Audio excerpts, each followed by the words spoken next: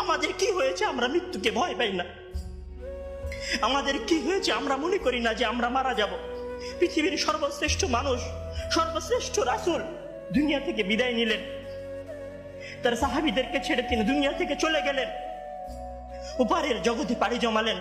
আমাদের কি হয়েছে যে আমরা বিশ্বাস করতে চাই না, আমরা প্রস্তুতি গ্রহণ করি না মৃত্যুর জন্য? আমি আপনি কি মনে করি যে আমরা চিরদিন বেঁচে থাকবো?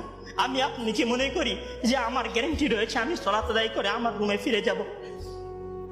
বিশ্বাস করুন হে আমার ছাত্র ভাইয়েরা, অবশ্যই আমাকে আপনাকে একদিন মৃত্যুবরণ করতে হবে, আমাকে আপনাকে একদিন এই দুনিয়া ছেড়ে চলে যেতে হবে।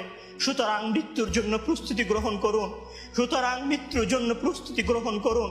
সেই দিন আসার পূর্বে, যেই দিন মৃত্যু আপনার দরবারে উপস্থিত হবে এবং মহান আল্লাহ তাআলাকে আপনি বলবেন, হে আল্লাহ, আমাকে স্বল্প একটু সময় দিন, আমাকে স্বল্প একটু সময় দিন।